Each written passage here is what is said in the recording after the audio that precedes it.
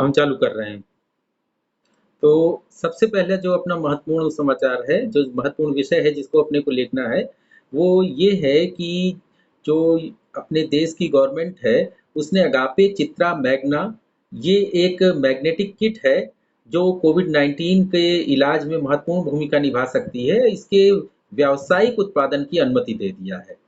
इसका व्यावसायिक उत्पादन होने का अर्थ ये है कि ये जो सस्ते ढंग से तैयार किट है और जो विशेष रूप से आरएनए को मैग्नेटिक नैनो मैग्नेटिक कणों के माध्यम से अलग करने का काम करती है और जिसकी वजह से ये बेहद प्रभावशाली है, उसका व्यावसायिक उत्पादन चालू हो सकेगा। तो यहाँ पर हम लोग ये देखते हैं कि अगापे चित्रा मैग्ना ये जो किट है, इसकी कार्य पद्धति क्या है? इसमें नैनो पार्टिकल्स होते हैं और ये जो नैनो पार्टिकल्स होते हैं, ये जुड़ जाते हैं जाकर के जो आरएनए प्रभावित होता है, जो वायरस से प्रभावित आरएनए होता है, उससे जुड़ जाते हैं और उसके बाद इनको हाई मैग्नेटिक फील्ड के माध्यम से पृथक कर लिया जाता है। क्योंकि जितना अधिक इन्फेक्टेड आरएनएस का कंसंट्रेशन होगा, उतना अधिक हमें अच्छे रिजल्ट्स मिलेंगे। इस वजह से इससे बहुत अच्छे रिजल्ट्स मिलने की संभावना उत्पन्न हो जाती है। तो हम देखते हैं कि ये जो Shri Chitra Tirunal institute of medical sciences and technology है, ये तिरुवनंतपुरम की, इसके द्वारा ये विकसित किया गया है और इसके साथ ये अगापे डायग्नोस्टिक्स लिमिटेड, ये कोचीन का है, ये इनके साथ जुड़ा हुआ है। तो ये दोनों संस्थान मिल करके इन्होंने इसका डेवलपमेंट किया है और इसका व्यावसायिक उत्पादन होने से सबसे बड़ा लाभ ये मिलेगा कि हमको कोविड-19 का जो पेशेंट्स हैं, उनके ट्रेसिंग में, टेस्टिंग में बहुत बड़ा लाभ मिलेगा। क्योंकि इसके जो नैनो पार्टिकल्स बीड्स होते हैं, वो बाइंड कर जाते हैं और बाइंड कर जाने के बाद जो है, वो उसके साथ मिल जाते हैं और जो आरएनए होता है और जब आरएनए के साथ ये बाइंड अप हो जाते हैं, तो इनको हम लोग हाई मैग्नेटिक फील्ड के द्वारा अलग कर लेते हैं। तो ये हमारा सबसे पहला विषय था, जिसको हमने देखा। दूसरा क्या है कि जो अपने minister of forest, environment and climate change हैं, प्रकाश जावड़ेकर जी, उन्होंने सभी राज्यों के मुख्यमंत्रियों के साथ एक मीटिंग ली और उस मीटिंग में जो है, उन्होंने इकोलॉजिकल सेंसिटिव एरिया जो पश्चिमी घाट का है, जो वेस्टर्न घाट का, ये जो इकोलॉजिकल सेंसिटिव एरिया के लिए नोटिफिकेशन जारी करने की एक बात आई थी 2018 में, अक्टूबर 2018 में हमारी जो कस्तूरी रंजन कमेटी थी, तो के कस्तूरी रंजन कमेटी ने ये सिफारिश किया था कि ये जो वेस्टर्न घाट्स हैं, इनके लिए हमको एक इन्वायरमेंटल सेंसिटिव जोन का नोटिफिकेशन जारी करना चाहिए और ये निश्चित कर देना चाहिए कि ये जो क्षेत्र होंगे, इनके सस्टेनेबल डेवलपमेंट के लिए और इनके रिसोर्सेज के इक्विटेबल और ऐसे ढंग से इस्तेमाल किया जाए जिससे जो है उनको क्षति ना पहुंचे और साथ ही साथ जो है उस क्षेत्र के लोगों का विकास भी हो सके। तो ये और प्लस जो उसका इकोलॉजिकल बैलेंस है वो बना रहे। तो इसके लिए जो है के कस्तूरी रंगन जी की अध्यक्षता में एक कमेटी बनाई गई थी, हाई लेवल वर्किंग कमेटी, और उसने ये सिफारिश की थी कि जो हमारा ये इकोलॉजिकल सेंसिटिव एरिया है, इसका नोटिफिकेशन जारी किया जाए।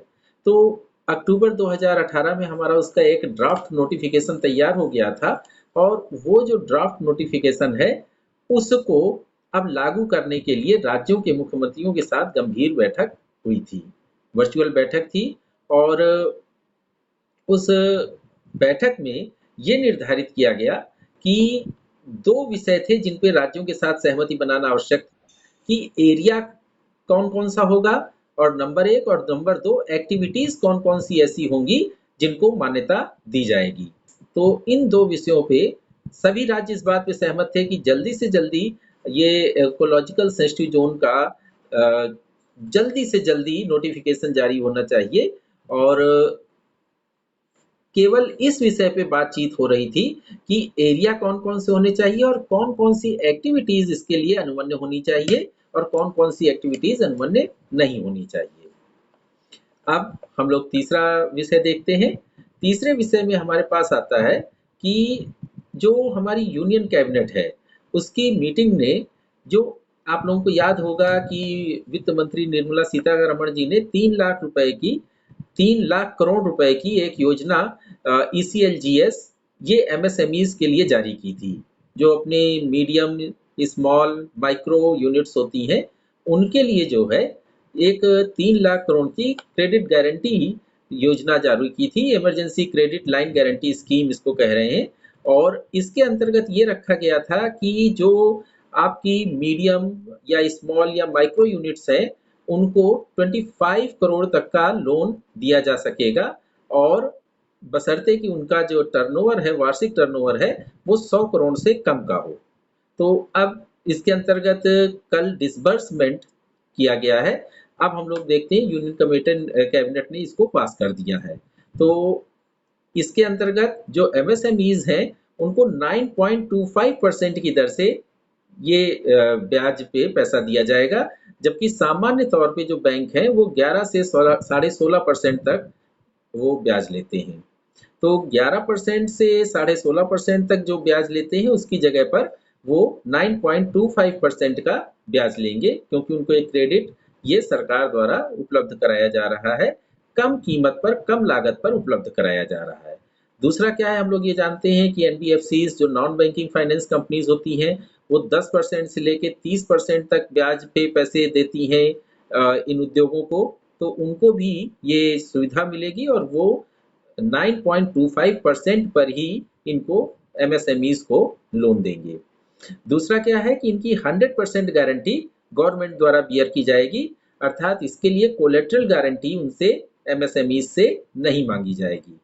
और इसकी लास्ट तारीख 31 अक्टूबर 2020 तक ही है, और 31 अक्टूबर 2020 तक इसके लिए आवेदन करना होगा।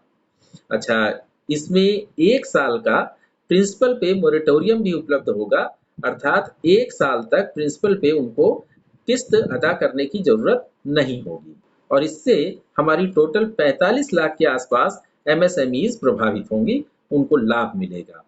तो ये हम देखते हैं। अच्छा, इधर क्या है कि एमएसएमईज की परिभाषा भी बदली गई है, और इनकी जो सीमाएं थी उनको थोड़ा ऊपर उठाया गया है।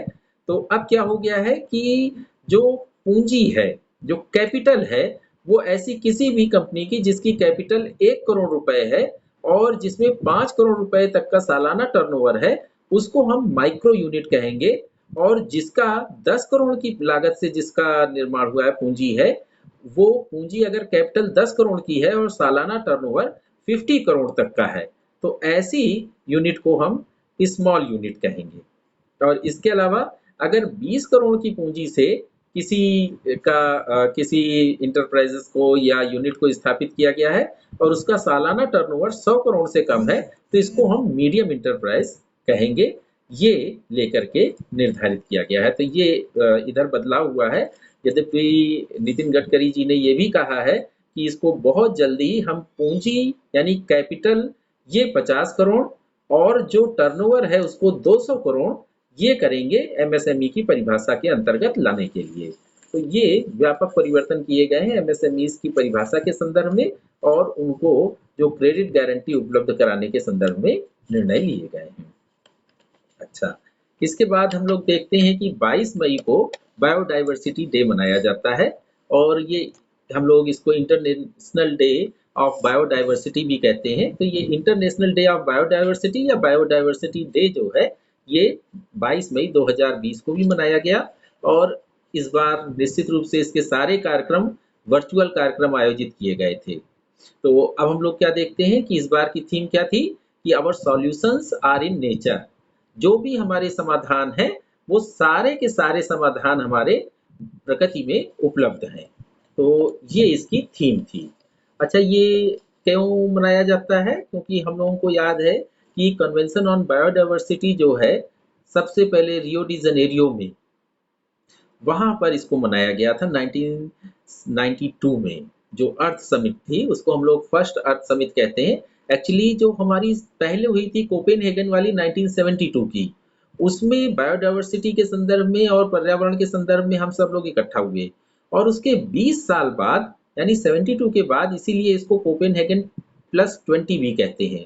और ये फर्स्ट अर्थ समिट थी रियो डी जेनेरियो में, ब्राजील में हम लोग सब लोग इकट्ठा हुए, और वहां पर ये तय किया गया कि जो बायोडाइवर्सिटी के संदर्भ में निर्णय हैं, उनमें सब लोग के ऊपर एक बाध्यताकारी ट्रीटी साइन की जाए। और एक्चुअली 92 में ही केन्या में इसका ड्राफ्ट तैयार हुआ था, इसीलिए इसको हम लोग जो है नैरोबी फाइनल एक्ट भी कहते हैं। तो नैरोबी फाइनल एक्ट जो है,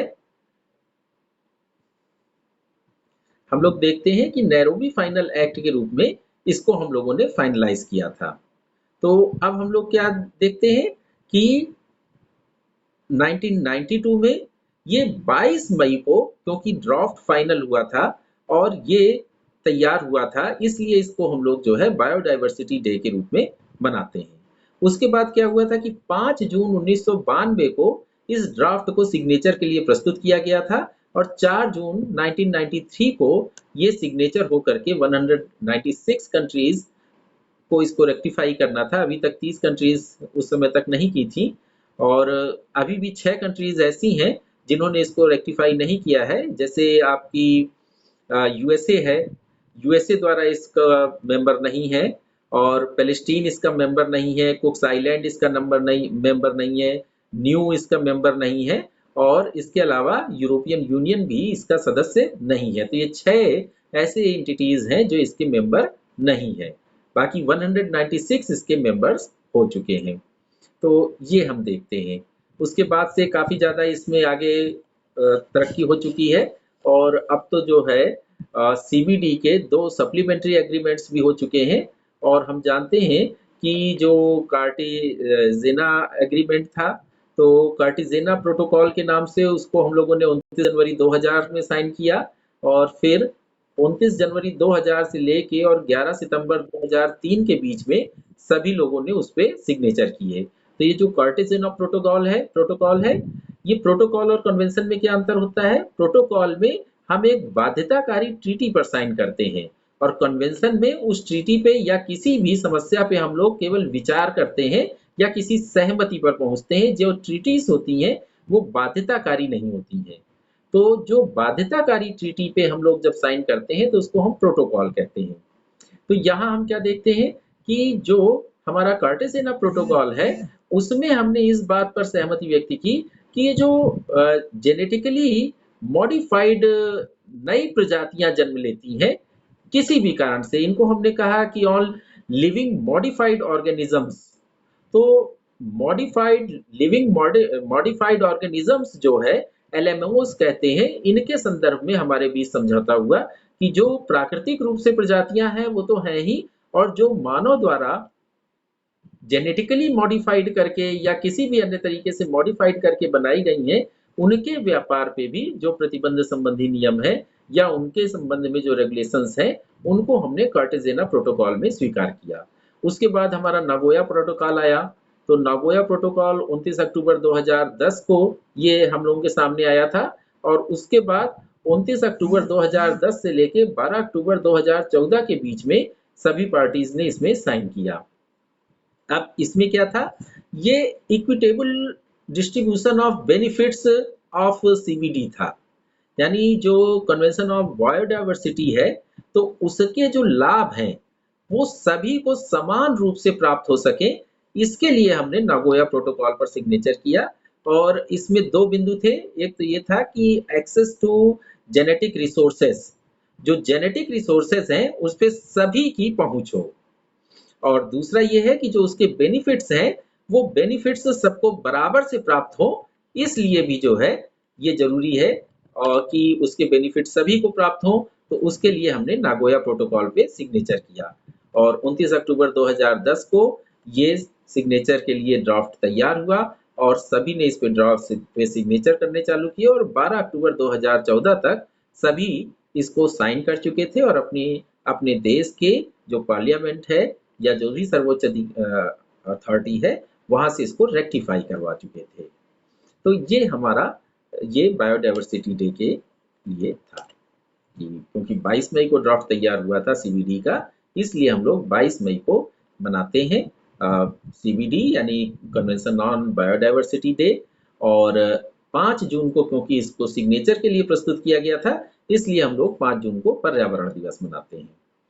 अब हम लोग दूसरे विषय पे आते हैं और वो ये क्या है कि जो आपका आगरकर रिसर्च इंस्टीट्यूट है पुणे का, तो पुणे का जो आगरकर रिसर्च इंस्टीट्यूट है उसके साइंटिस्ट ने एक गेहूं के 2 जीन्स की खोज की है।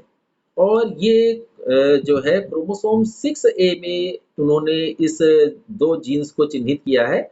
इनको इन्होंने RST14 और RST18 के रूप में चिन्हित किया है। और इनकी विशेषता क्या है कि इनकी वजह से जो गेहूं के कोपले होती हैं, जब वो जमीन से अंकुर बाहर निकलता है तो उसका अंकुर के ऊपर कठोरता बढ़ जाती है। यानी कि ये जो अंकुर है ये अपेक्षाकृत अधिक कठोर जमीन से भी निकल सकता है बाहर की तरफ। तो क्योंकि अगर अंकुर कोमल है तो वो एक कठोर जमीन को नहीं छिद्रित कर पाएगा, लेकिन अगर उसके ऊपर का हिस्सा अधिक कठोर है तो वो अधिक कठोर जमीन से भी बाहर निकल सकता है। तो इस प्रकार से जो शुष्क जमीन है, और खास करके जो धान की खेती के बाद उसमें एक समस्या आती है कि लोग पराली जलाते हैं, और वो जला देने की वजह से जो है पर्यावरण को नुकसान पहुंचता है। लेकिन अगर हम लोग जो है वो पराली को उसी जगह पे छोड़ दें, खेत में छोड़ दें और उसको पानी से वो कर दें और इस गेहूं का प्रयोग करें, तो निश्चित रूप से इसका हम लोगों को लाभ मिल सकता है। तो इस तरह से हम देखते हैं कि ये जो 2 नए जीन्स चिन्हित किए गए हैं, इनकी वजह से हमको गेहूं की ऐसी किस्में विकसित करने में फायदा मिलेगा जो अपेक्षाकृत कठोर जमीन पर भी हो सकते हैं, और जो धान की खेती के बाद जो अवशिष्ट पदार्थ छोड़ दिए जाएं उन पे भी उनको किया जा सकता है। अब ये हम लोगों को मालूम है कि जो बौने गेहूं थे, मैक्सिको का बौना गेहूं, उसी को नॉर्मन बोरलॉग ने जो है भारतीय लंबे गेहूं के साथ क्रॉस कराया था, और उसी की वजह से जो है हमारा जो आधुनिक गेहूं है वो पैदा हुआ था। तो ये भी बौने गेहूं की ही 2 विशेष किस्में हैं। तो हम लोग जानते हैं कि MS स्वामीनाथन और नॉर्मन बोरलॉग। तो नॉर्मन बोरलॉग और MS स्वामीनाथन जो बौने गेहूं के माध्यम से उन्होंने जो आगे भारत में हरित क्रांति को जन्म दिया था, उसी प्रकार से ये भी एक बहुत महत्वपूर्ण खोज होने जा रही है। अच्छा, अब क्या है कि इसमें क्या है कि जो DNA बेस्ड मार्कर्स हैं वो डेवलप किए गए हैं, और वो प्रिसाइजली ये बताएंगे कि कौन कौन सी ऐसी गेहूं की किस्में हैं जिनमें ये जीन्स जो आपके RST14 और RST18 है वो पाए जाते हैं। तो ये जो बायोमार्कर हैं, जो DNA बेस्ड बायोमार्कर्स होते हैं, उनके द्वारा हम ये चिन्हित कर पाएंगे कि कौन कौन सी ऐसी प्रजातियां हमारे द्वारा विकसित की गई हैं जिनमें हम ये RST14 और RST18 जीन्स को पाएंगे, और जिनकी वजह से जो कठोर जमीन पे भी हो पाएंगे। तो ये एक बहुत महत्वपूर्ण खोज है जो आगरकर रिसर्च इंस्टीट्यूट पुणे द्वारा की गई है। तो ये हमारा एक विषय था।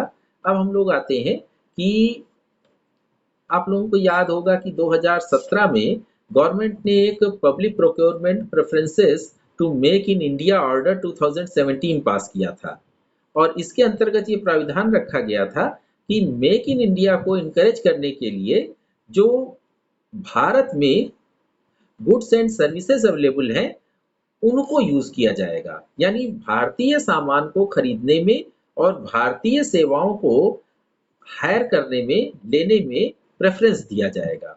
और इसके अंतर्गत जो है ये 2017 में एक ऑर्डर पास किया गया था। उसी के तारतम्य में, उसी के क्रम में जो है 22 मई 2020 को गवर्नमेंट ने डिफेंस के लिए 26 ऐसे आइटम्स तय किए हैं जो लोकल सप्लायर से ही लिए जाएंगे। तो गवर्नमेंट ने 26 आइटम्स सेना के लिए वो लोकल सप्लायर से लेने का निर्णय लिया है। तो ये एक प्रकार से हमारे सबसे बड़ी बात ये है कि जो हमारा गवर्नमेंट का, सेना का आधुनिकीकरण है, उसके लिए जो स्थानीय मार्केट है उसका कैसे हम अधिक से अधिक उपयोग करें, और जो स्थानीय मार्केट से प्रोक्योरमेंट करें वो बढ़ावा देने के लिए, और मेक इन इंडिया को बढ़ावा देने के लिए ये क्रम चल रहा है। तो इसको हम लोग इंडिजनाइजेशन ऑफ आर्मी भी कह रहे हैं, यानी सेना का भारतीयकरण। तो ताकि सेना में जो अधिक से अधिक लोकल सामग्री का प्रयोग किया जा सके।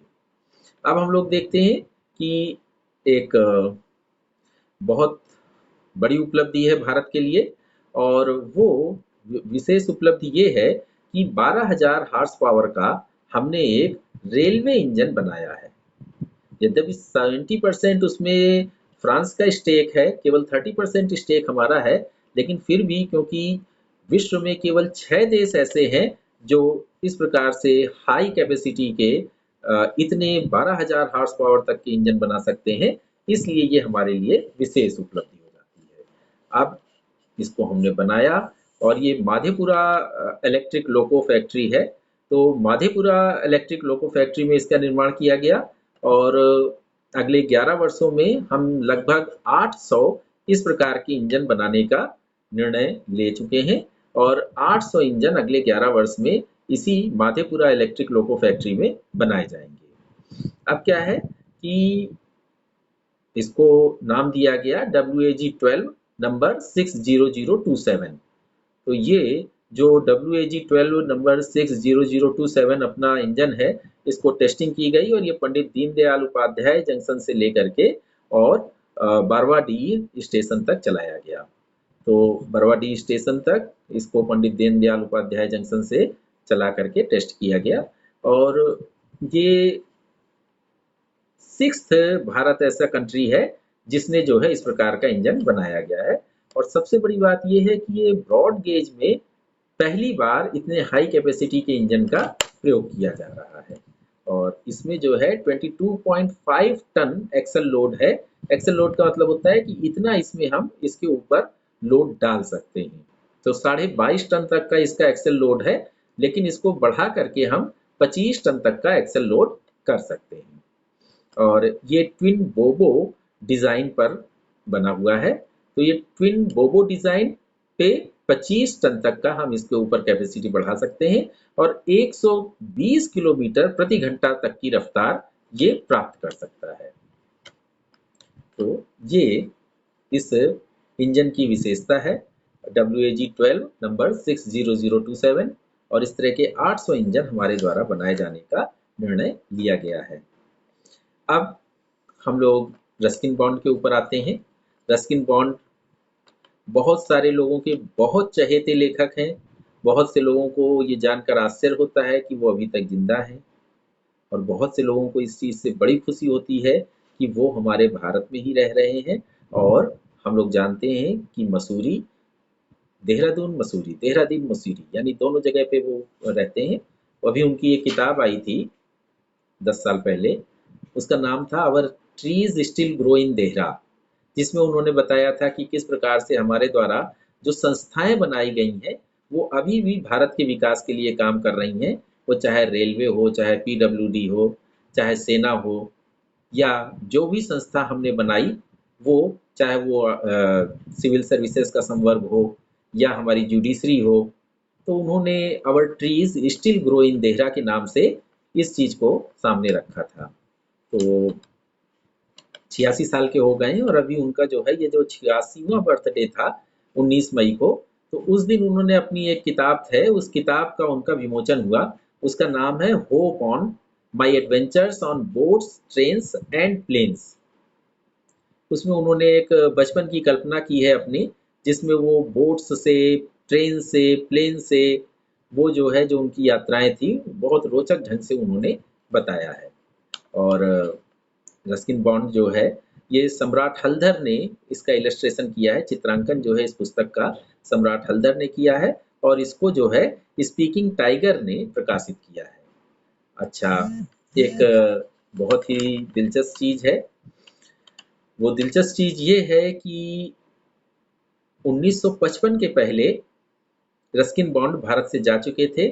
1955 में 1955 में ये भारत फिर से आए और इन्होंने भारत को अपना घर बनाया और 17 साल की उम्र में इन्होंने अपनी पहली किताब लिखी थी the room on the roof.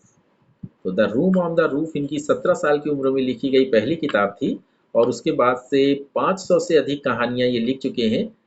सारे अंतर्राष्ट्रीय राष्ट्रीय पुरस्कार इनको मिल चुके हैं। साहित्य अकादमी पुरस्कार इनको 1993 में मिला, पद्मश्री इनको 1999 मिला, पद्म भूषण इनको 2014 में मिला, और अब ये आराम से मसूरी और देहरादून के बीच में रहते हैं। कसौली में इनका जन्म हुआ था।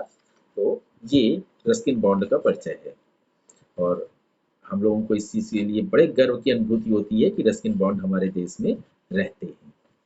तो ये इनका वो था। अब हम लोग क्या देखते हैं कि गवर्नमेंट की तरफ से एक योजना लाई गई थी, और उसका नाम था प्रधानमंत्री वय वंदन योजना। और ये जो प्रधानमंत्री वय वंदन योजना थी, इसके अंतर्गत LIC की तरफ से एक पेंशन स्कीम लॉन्च की गई थी। और वो पेंशन स्कीम क्या थी? पेंशन स्कीम ये थी कि 10 वर्ष तक निश्चित रूप से एक निश्चित परसेंटेज पे लाभ दिया जाएगा आपकी धनराशि पर। जो सीनियर सिटीजन्स हैं, अगर वो एक मुश्त धनराशि या कुछ किस्तों में धनराशि जमा करते हैं, तो वो जो धनराशि है उस पर उनको एक निश्चित मात्रा में धन मिलता रहेगा। अब यहाँ पर सवाल आता है कि इस स्कीम में और दूसरी स्कीम्स में क्या अंतर है? दूसरी स्कीम में और इस स्कीम में अंतर ये है कि सरकार द्वारा, कैबिनेट द्वारा ये आश्वासन दिया गया है कि जो भी इस योजना में जो देय है और जो मार्केट से यील्ड है उसके बीच में अंतर होगा, तो वो अंतर सरकार द्वारा, वित्त मंत्रालय द्वारा पूरा किया जाएगा। और इसीलिए जो इसमें एनुअल रिसेट रेट होता है, यानी कितना दिया जाना है, वो प्रतिवर्ष वित्त मंत्रालय द्वारा तय किया जाता है, और वित्त मंत्री की अध्यक्षता में एक कमेटी बैठती है जो इसको फाइनलाइज करती है। जैसे अभी 2020-21 के लिए इसको 7.4% पे तय किया गया है। अर्थात इस योजना में जो धन निवेशित किया गया है उससे प्राप्त आमदनी और इसके अंतर्गत जो देय धनराशि होगी उसके बीच में जो अंतर आएगा वो वित्त मंत्रालय द्वारा सरकारी बजट से पूरा किया जाएगा। तो ये स्कीम 31 मार्च 2020 को समाप्त हो रही थी, और इसको जो है बढ़ा करके अब ये 31 मार्च 2023 तक, यानी 3 वर्ष के लिए बढ़ा दिया गया है। और अब 3 वर्ष तक इसमें निवेश किया जाएगा। और इसमें दूसरी विशेषता ये होती है कि इसमें कैपिंग है मैनेजमेंट एक्सपेंसेस पे, कि LIC द्वारा इसके मैनेजमेंट के लिए, इसके प्रबंधन के लिए 0.5% से अधिक धनराशि खर्च नहीं की जा सकती है। अर्थात जो इसमें कमीशन है वो किसी भी स्थिति में 0.5% से ऊपर नहीं जा सकता है, कमीशन और अन्य व्यय सभी मिला करके। यानी दूसरे शब्दों में हम कह सकते हैं कि कमीशन इसमें 0.5 से कम ही रहेगा, क्योंकि सारे खर्च मिला करके 0.5% है। और दूसरा, इसमें जो सब्सिक्वेंट कमीशन है वो 0.3% से कम रहना है, क्योंकि सारे एक्सपेंसेस जो मैनेजमेंट एक्सपेंसेस हैं सब्सिक्वेंट ईयर्स में वो 0.3% से ऊपर नहीं हो सकते हैं। ऐसा इसके साथ एक प्रतिबंध है। तो यहाँ पर हम ये चीजें देखते हैं कि इस योजना को, प्रधानमंत्री वय वंदन योजना को, ये 3 साल के लिए आगे बढ़ा दिया गया है, और 7.4% का इसमें गारंटीड रिटर्न डिक्लेयर किया गया है। तो ये हमने देखा। अच्छा, इधर एक बहुत महत्वपूर्ण निर्णय हुआ है, और युगांतरकारी निर्णय हम लोग इसको कह सकते हैं।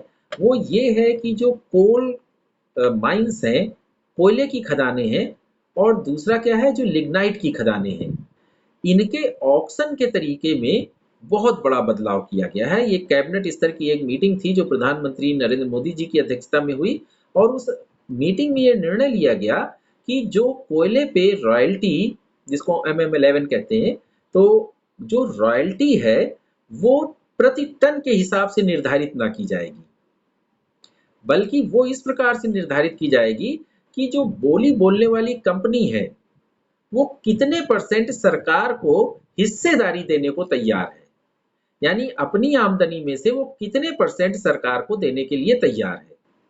और 0.5% का एक यूनिट होगी, यानी 0.5% से बढ़ते हुए वो 10% तक पहुंचते हैं, और 10% के ऊपर 0.25% का एक स्लैब होगा।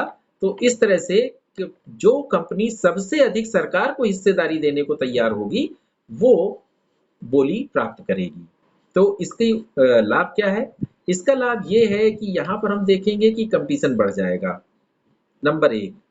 दूसरा, राजस्व तो आएगा ही आएगा, साथ ही साथ अधिक से अधिक उपलब्धता भी होगी, क्योंकि यहाँ पर हम देख रहे हैं कि व्यक्ति को जितना अधिक से अधिक वो खनन करेगा, उतना अधिक से अधिक लाभ होगा, और गवर्नमेंट को जो उसको शेयर देना है, वो शेयर परसेंटेज के हिसाब से देना होगा कि गवर्नमेंट को वो कितने परसेंट दे रहा है।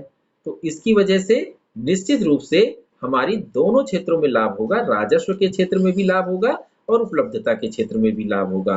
हमारी सरकार की सबसे बड़ी चिंता उपलब्धता की होती है और सेकेंडरी चिंता राजस्व की होती है, लेकिन इस बार इसको बदल करके क्रम को उल्टा कर दिया गया है।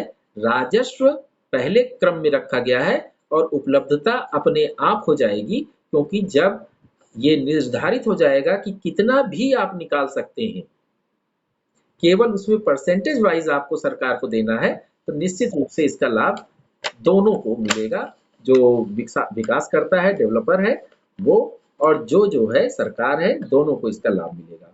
दूसरा क्या है कि जो लिंकेज है, ये लिंकेज जो है ये 30 साल तक के लिए बढ़ा दिया गया है। ये सामान्य तौर पे 10 साल के लिए होता था। लिंकेज क्या होता है कि जो आपकी कोल कंपनी है, वो विभिन्न उद्योगों से एक समझौता करते हैं कि इतने साल तक के लिए हम आपको कोल सप्लाई करेंगे, तो वो अब 30 साल तक के लिए समझौता कर सकते हैं।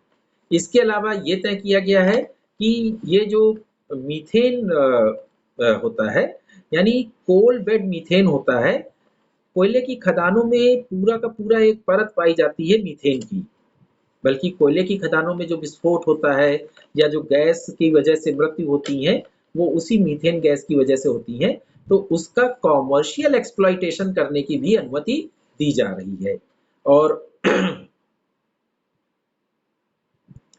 अरुणेश, फिर से लिख सकते हो तुमने क्या लिखा था, वो चला गया। तो तो क्या देखते हैं हम लोग कि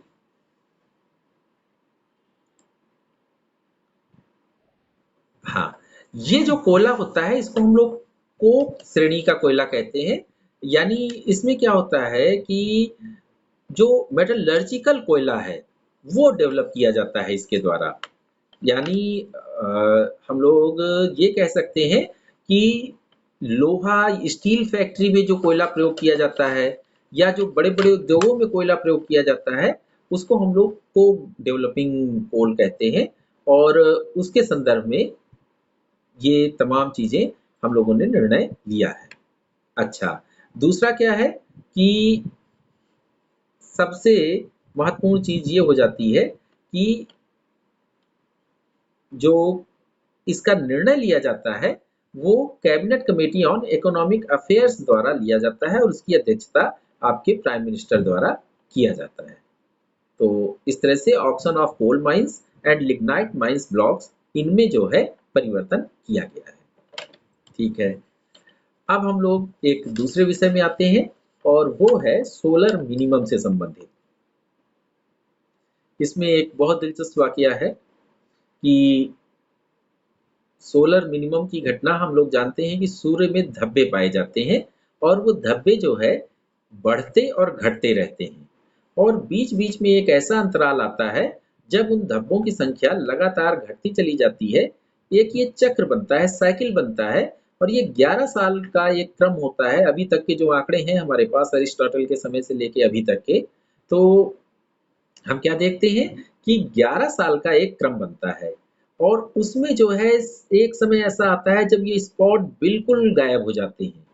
अब ये जब स्पॉट गायब हो जाते हैं तो इसका मतलब होता है कि जो सोलर एक्टिविटीज हैं वो अपेक्षाकृत कम है।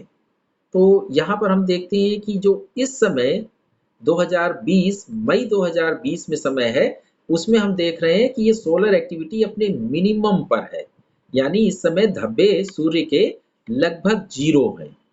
तो ये 100 साल बाद ऐसा देखा गया है, और 100 साल बाद पृथ्वी में हम लोग इस चीज को महसूस कर रहे हैं कि ये सोलर मिनिमम की अवस्था चल रही है, और इस अवस्था में जो सनसाइन, इसके बाद क्या होता है, ये सोलर मिनिमम से धीरे-धीरे ये डीपेस्ट पीरियड की तरफ बढ़ता है और ये सनसाइन रिसेशन की तरफ चला जाता है। तो सनसाइन रिसेशन में हम देखते हैं कि बिल्कुल सारे के सारे धब्बे जो है वो गायब हो जाते हैं। तो ये होता है और इसको सन स्पॉट साइकिल कहते हैं। तो सन स्पॉट्स धीरे-धीरे बिल्कुल खत्म होने के उस पे होते हैं, फिर ये धीरे-धीरे बढ़ते जाते हैं। तो ये सन स्पॉट साइकिल जो है धीरे-धीरे फिर बढ़ते जाते हैं और ये क्रम एक चलता रहता है। तो ये घटना जो सन मिनिमम की घटना है, ये 100 साल बाद हम लोग इस समय महसूस कर रहे हैं। अच्छा, इससे जो है, जो हमारे अंतरिक्ष यात्री हैं, उनको नुकसान पहुँचता है। उनको नुकसान कैसे पहुँचता है? क्योंकि बहुत सारी कॉस्मिक रेज़ होती हैं और वो कॉस्मिक रेज़ जो है, वो क्योंकि सूरज की मैग्नेटिक फ़ील्ड अपेक्षाकृत बहुत थोड़ी-सी कम हो जाती है।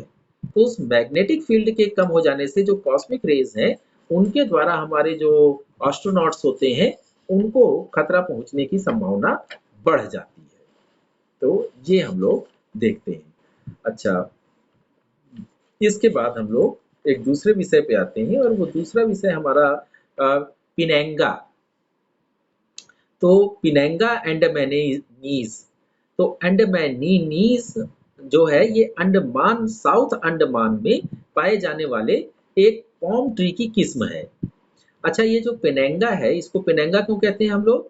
क्योंकि ये मलेशिया का एक आइलैंड है, उसका नाम ही है पेनेंग।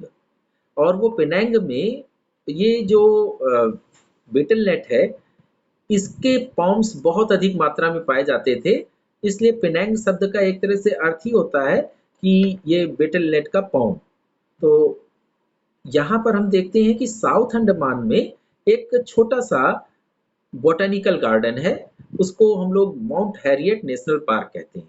तो उस माउंट हैरियट नेशनल पार्क के एक जमीन के पैच में, बहुत थोड़ा सा वो पैच है, उसमें करीब 600 ये वृक्ष पाए जाते हैं और बस पूरी दुनिया में 600 ही हैं और उस छोटे से एरिया में है।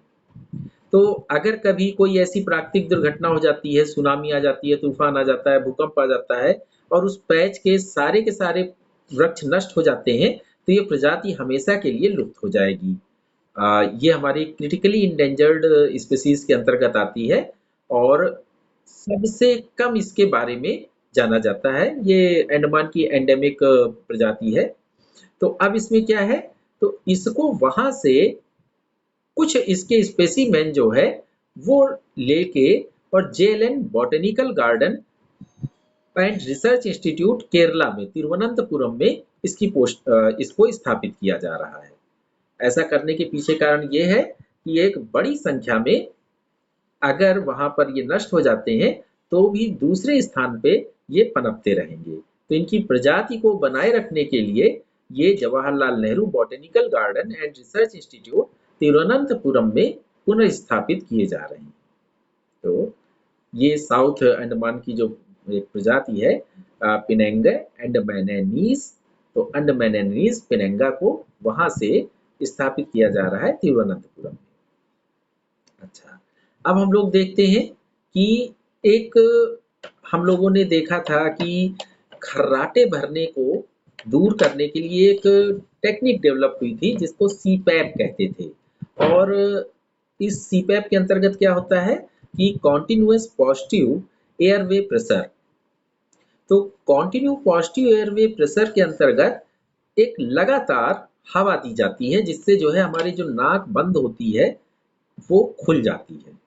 अब नाक और गले में जो बंद होता है इसको खोलने के लिए हम लोगों ने इस टेक्निक का आविष्कार किया था, लेकिन अब इसका प्रयोग एक तो कोविड-19 की सिचुएशन में नॉन इन्वेसिव वेंटिलेटर्स बनाने में किया गया और दूसरा इसका उपयोग किया गया है जो तुरंत जन्मे बच्चे होते हैं और तुरंत जन्मे बच्चों में भी जो जिनको प्री मैच्योर बेबीज कहते हैं, 7 मंथ्स में 8 मंथ्स में जो बच्चे जन्म लेते हैं, तो उन बच्चों पे जो सांस लेने में उनके प्रॉब्लम होती है और उनको वेंटिलेटर की जरूरत होती है, तो उसमें इसको उपयोगी पाया गया है। इसको लीसा कह रहे हैं, LISA, यानी लेस इन्वेसिव सरफेक्टल एडमिनिस्ट्रेशन। तो अब हम लोग क्या देखते हैं कि ये लेस इन्वेसिव का मतलब क्या होता है? लेस इन्वेसिव मतलब होता है जब शरीर के किसी हिस्से को काट करके किसी उपकरण को उसके साथ अटैच किया जाता है, या कोई बाहरी उपकरण होता है जो शरीर के किसी हिस्से को क्षतिग्रस्त करने की संभावना रखता है, तो उसको हम इन्वेसिव कहते हैं। और लेस इन्वेसिव और नॉन इन्वेसिव मतलब होता है कि वो शरीर को क्षति नहीं पहुंचा रहा, या बिना शरीर को क्षति पहुंचाए उसका प्रयोग हम कर सकते हैं।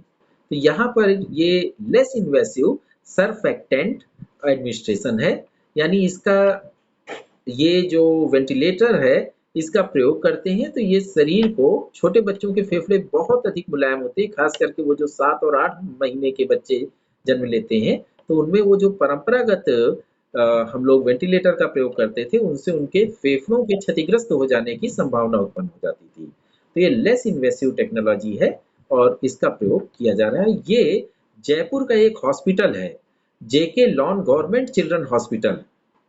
तो वहाँ के जो जेके लॉन गवर्नमेंट चिल्ड्रन हॉस्पिटल में इसका सबसे पहले सफल प्रयोग किया गया है, और वहीं से ये अब देश के दूसरे हिस्सों में टेक्नोलॉजी आगे जा रही है। अब एक छोटा सा